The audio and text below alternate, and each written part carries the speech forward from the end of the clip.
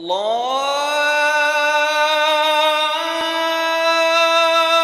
أكبر الله أكبر الله أكبر الله أكبر. الحمد لله نحمده ونستعينه ونستغفره ونؤمن به ونتوكل عليه ونعوذ بالله من شرور أنفسنا ومن سيئات أعمالنا من يهده الله فلا مضل له ومن يضلله فلا هادي له وأشهد أن لا إله إلا الله وحده لا شريك له وأشهد أن محمدًا عبده ورسوله. أما بعد فإن خير الحديث كتاب الله وخير الهدي هدي محمد صلى الله عليه وسلم وشر الأمور محدثاتها وكل محدثة بدعة وكل بدعة ضلالة وكل ضلالة في النار. قال الله تعالى في القرآن المجيد: أعوذ بالله من الشيطان الرجيم بسم الله الرحمن الرحيم. ومن يشاقق الرسول من بعد ما تبين له الهدى ويتبع غير سبيل المؤمنين نوله ما تولى ونسله جهنم وساءت مصيرا.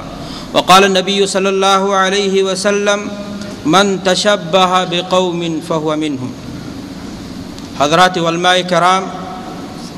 بزرگان محترم، کارکنان اسلامک دعویٰ سینٹر شعبہ، معزز سامعین، ہمارے لیے خوشی اور مسرت کی بات ہے کہ اس حسین اور پر رونق محفل اور مجلس میں دینی موضوع پر کچھ کہنے کی سعادت حاصل ہو رہی ہے. ہم آپ سبھی حضرات کو اس بات پر مبارکباد پیش کرتے ہیں کہ آپ نے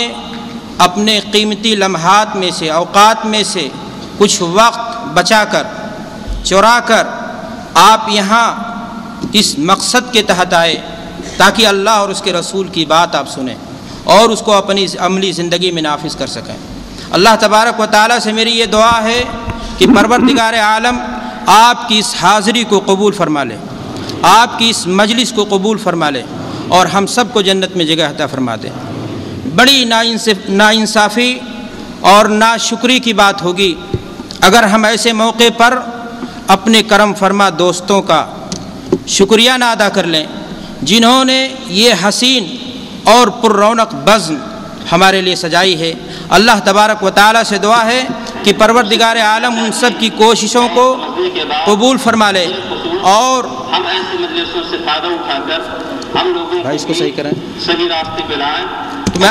کی دعوت ہے جس طرح سے اللہ رب العالمین میں عرض یہ کر رہا تھا کہ اللہ تبارک و تعالیٰ ان کی کوششوں کو قبول فرما لے. آج برادر محترم نے ہمارے تعلق سے لب کشائی کے لیے جو موضوع دیا ہے وہ کفار سے مشابہت کا حکم. دینی بھائیوں، اسلام دین فطرت ہے، اسلام دین کامل ہے.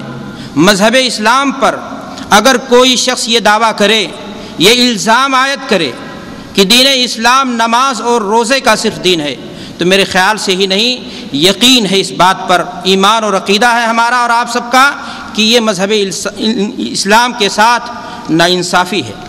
مذہب اسلام جہاں اپنے ماننے والوں کو عقیدے کا نظام دیتا ہے، نماز کے احکامات اور طریقے سکھلاتا ہے، وہیں زندگی کے تمام معاملات پر روشنی ڈالتا ہے. مذہب اسلام نے زندگی کا کوئی گوشہ تشنا نہیں چھوڑا، پیشاب اور پیخانے کے آداب اور اصول بتائے، میاں بیوی کے آپسی مسائل کو کن حدود میں ہونا چاہیے اور کس طریقے سے ہونا چاہیے ان معاملات کو بھی واضح کر دیا. دینی بھائیوں، اگر آپ غور کریں گے تو آپ کے سامنے جو حقیقت کھل کر آئے گی وہ یہی کہ دین اسلام کی ہمیشہ سے یہ کوشش رہی کہ مسلمان غیر قوموں سے الگ نظر آئیں، غیر قوموں سے ان کی الگ پہچان ہو، الگ تشخص ہو، دیکھتے ہی لگے کہ یہ اللہ کا بندہ ہے اور اللہ کا ولی ہے، شیطان کے چیلوں سے اور شیطانوں سے اسے بغاوت ہے. یہی وجہ ہے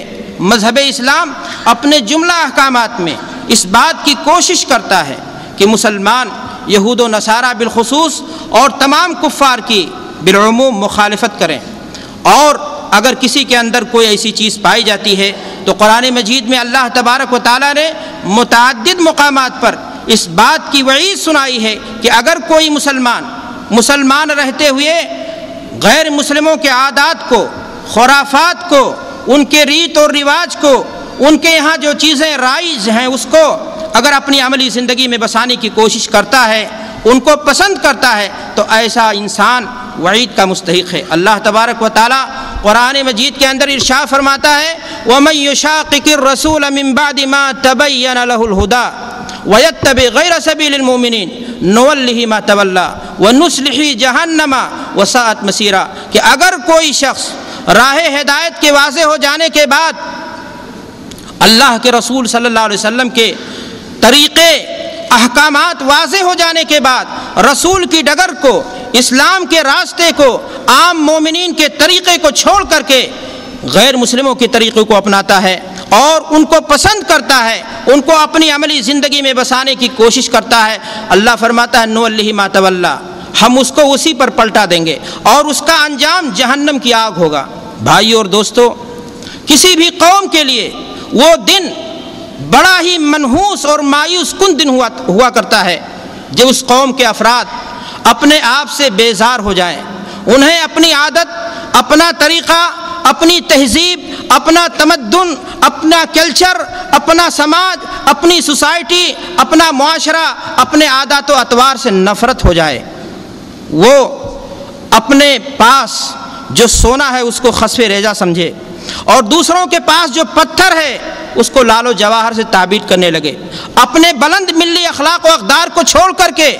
غیروں کی ناپاک اور گندی اور کھوکھلی تہذیب کو للچائی ہوئی نظروں سے دیکھنے لگے، وہ اپنے پاس سب کچھ ہوتے ہوئے غیروں کی چند پتیوں پر قناعت کرنے لگے۔ میرے بھائیو اور دوستو، اللہ تبارک و تعالیٰ نے قرآن مجید میں حضرت محمد عربی صلی اللہ علیہ وسلم کو مخاطب کرتے ہوئے فرماتا ہے ثم جعلناک علی شریعۃ من الامر فاتبعها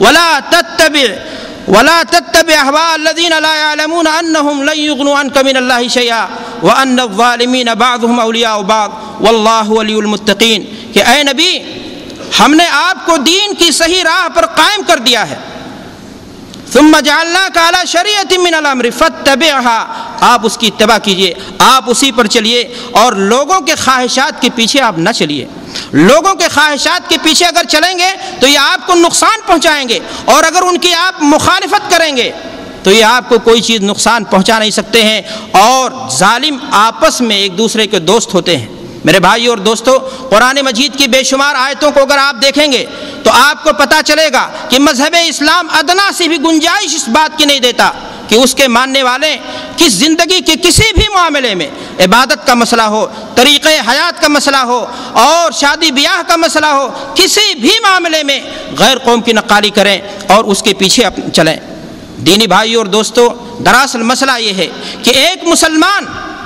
جب غیر قوم کی تقلید کا عادی ہو جائے گا، غیر قوموں کی تہذیب کو اپنانے لگے گا، تو گویا اسلام کی عمارت جن بنیادوں پر قائم ہے اس کو وہ مسلمان خود اپنے ہاتھوں زمیں بوس کر رہا ہے اور اسلام کی اس عمارت کو ڈھانے کی کوشش کر رہا ہے۔ اللہ تبارک و تعالیٰ نے قرآن مجید میں نبی کریم صلی اللہ علیہ وسلم کو ایک اور مقام پر مخاطب کرتے ہوئے فرمایا وَإِن تُطِعْ أَكْثَرَ مَن فِي الْأَرْضِ يُضِلُّوكَ عَن سَبِيلِ اللَّهِ، کہ اے نبی،